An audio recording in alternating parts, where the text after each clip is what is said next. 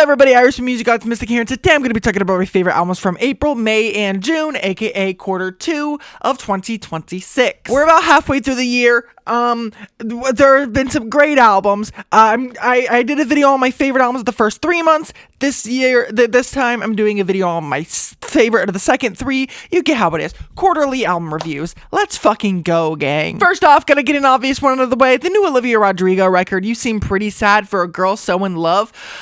When I tell you I knew that I was going to love this record, I mean, it's pretty obvious. I loved Sour. I loved the hell out of Guts. Of course I was gonna like this record, but I genuinely did not expect to love it as much as I currently do. Like, without question, this is easily in the running for album of the year for me. All the songs are so catchy, they're so beautifully written, and the growth in her just vocal range and power is just so astounding. Like, something like Stupid Song just feels so natural for her, like another iteration of Driver's License or Vampire, where it's another dramatic piano ballad, but it just goes to such massive and beautiful and just overly orchestrated heights that are just legitimately fucking overwhelming. And then you have absolute ragers like My Way, which just feel like just finally fucking getting exactly what you want, and it's so fucking good. And then you have absolutely emotionally crushing moments on the back end of this, because it's basically a two-sided record, like The Cure and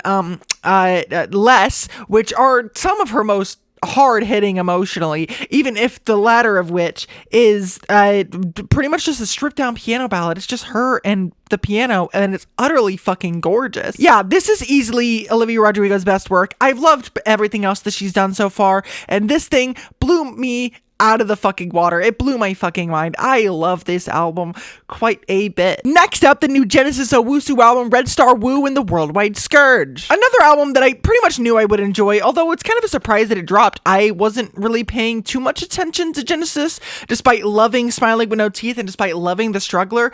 I was completely unaware that a new record was even on the way. If I had known, I would have been anticipating high things, because yeah, this thing is pretty fucking incredible. It's pretty much him building on the synth punk that he was doing on The Struggler, but going even further down that lane and taking an even more overtly political direction. Some of these songs can really get in the weeds and be absolutely fucking depressive, like The Worldwide Scourge.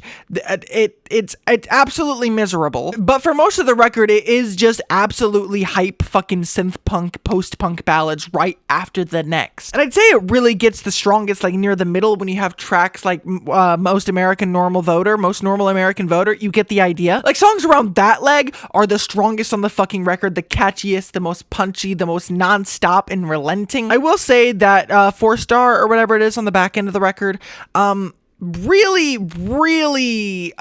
threw me off the first like 10 times I heard it, because it is genuinely just such a fucking drag down in pace. It slams the record to a screeching halt for, I mean, it's a little moment of bliss, but I mean, it is a little, okay, little is understatement, very much out of fucking place. But as I've listened to the record more and more, and as I've come back to the song more and more, I really can't appreciate how much of a contrast it is, and how much it is like a stylistic switch up, and it honestly is pretty decent for what it's going for, even if it's a little underdeveloped. But the record, other than that, has a pretty fucking great flow and begins and ends just as strong as you would want a record in this style to end and begin. Next up on the list, I gotta go with Critic Theft World, another synth punk record, which I'd been meaning to listen to Critic, honestly. Their last record, Hex Dealer, really intrigued me with its cover art and its the genre tags, but I just never made the time for it. And so whenever I saw this album get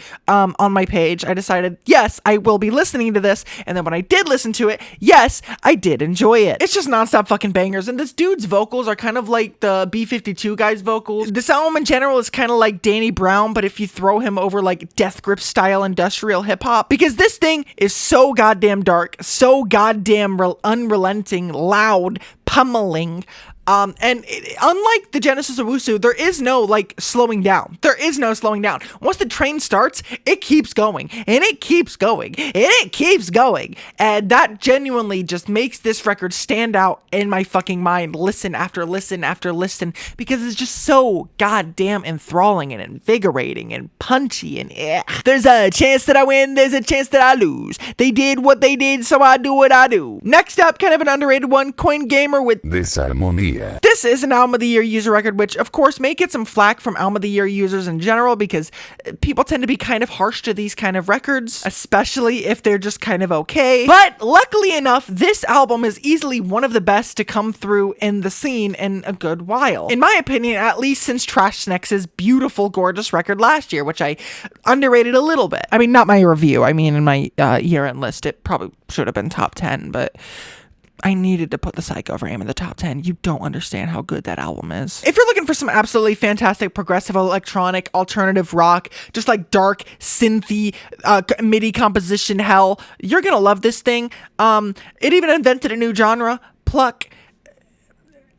This is the only album in the genre, but it invented a new genre. Coming up next, switching up the vibe once again, Iceage, for love of grace and the hereafter. So if you know Third Eye Blind or you know the first Block Party record, you pretty much know the specific vibe that this record is going to be going for. But this sort of like pop rock, alt rock sort of jangle pop sort of vibe that is on this record is honestly surprising for what the band is. They typically do like loud, noisy noise rock.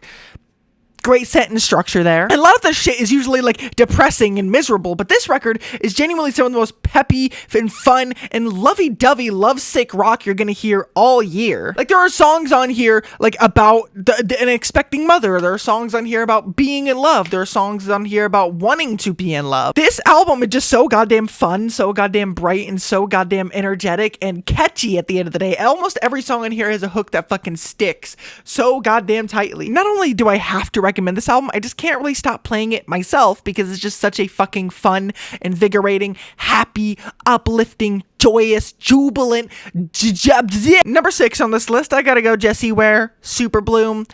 Just dance pop, synth pop, disco queen right here. And apparently this is the last one in her like disco trilogy of What's Your Pleasure, That Feels Good, and then this. Me personally, I loved What's Your Pleasure. I wasn't as crazy about That Feels Good, although I still think it's a pretty quality record. It just kind of pales in comparison to that one and this one too, which honestly I have seen being a little underrated. How the fuck on Album of the Year does That Feel Good have a must hear, but this one fucking doesn't. In my opinion, the more lively, soul-infused instrumentation of this one is just a lot more lively, less regimented, and the hooks, underscoring, and the actual songs held in the production are just way more magical, life-affirming, and just more fucking horny. Like, bro, what are we doing? This album is so goddamn sensual. Like, on her past couple of records, yeah, she's written some pretty good songs, but on this album, on tracks like Sauna and Superbloom, the title track, she really just lets her fucking full range hit at you with the burst of like 10,000 suns, and it's absolutely gorgeous. Another album I can't really give enough love, this new Panopticon record. I'm not even gonna try pronouncing it because I don't fucking know how. But yeah, this is an atmospheric black metal record that absolutely blew my fucking mind when I first heard it. And to be fair, it is still a really solid record. It's a lot more like hypnotic, entrancing, kind of like a classical record, but with just guitars, a lot of atmosphere, and some grunty, screamo-esque vocals. But like, you know, it's atmospheric, so it's in the background. It's not gonna like hurt your ears or anything. Yeah, album absolutely blew my mind on first listen, and with each comeback, it is a little bit dulled for me over time, but it is still absolutely beautiful, wondrous. Really just feels like the nature itself has taken shape into a musical form. It's just beautiful. Please. There's not really a whole lot of description I can do to this because it is mostly just an atmospheric record. So I guess I'll just read Chainsmoker Cat while y'all go listen to it. Number 8, I gotta go with this Cat Meows record, Saise, or on streaming it's called Revirth. It's kind of weird that the album title is in Japanese, but the artist name isn't. It could just be a formatting issue on Album of the Year. It could just be that people are dumb and stupid and idiotic and stupid idiot. But yeah, I found this record and it's just absolutely fucking fun. It's kind of like a J-pop record, but with some shoegaze underleanings. J-pop, but with a much messier, fuzzier tone. And the lady's vocals on this album are absolutely just pretty. It's just a really pretty, fun, laid-back album. If you want something catchy, something rough around the edges, this thing is really for you. I think this might be a band to watch out for in the future because they could genuinely put out something absolutely magnificent of the future. This is their debut, and I'm really glad I found it.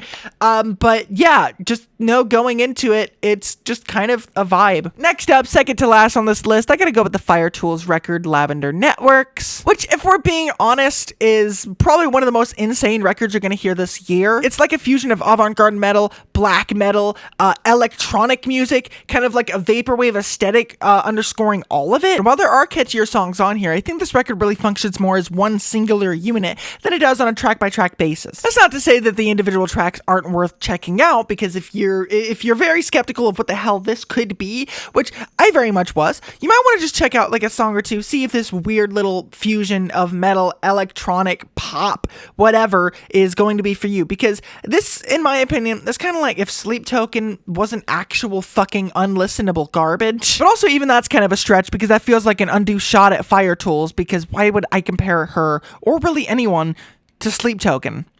I wouldn't wish that on my worst enemy. And then last recommendation I'm going to give you is actually one that I wasn't expecting to like as much as I did.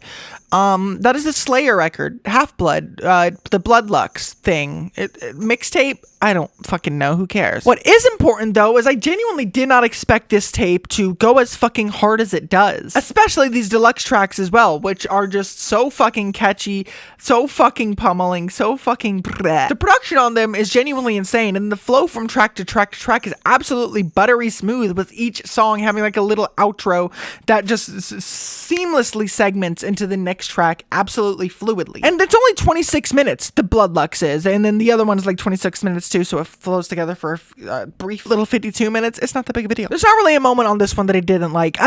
My issue with Rage is pretty much that it's all been kind of one note. The vocals are kind of derivative. The vocals are kind of boring, and the rapping, genuinely on a lot of Rage records that I have heard, is not that good. But lately I have been actually giving Rage a fucking chance, and this tape blew my fucking mind. Not only is the production absolutely as aggressive and nonstop as you would expect, but there are so many other elements like electronic music and even rock on some elements, with some guitars being thrown in, like on the Flash Out freestyle. There's just so much stuff being blended here that it's absolutely just a magical listen. And then Slayr's knack for vocal melody on tracks like Toxic and the final track, Died But Came Back, is absolutely fucking magnificent. Also, with Died But Came Back, I need to ask, does Fantano know who Tato is, who Kasane Teto is? Because in his review of this tape, he says, and then we have an amazing closer, which features not only these boy-girl vocal harmonies that just breathe so much life into this song. Does he know? Does he know? Yeah, I genuinely enjoyed the tape a lot more than I expected. And I guess technically this should go in the first quarter album review, but and that's pretty much all I have to say. Bye.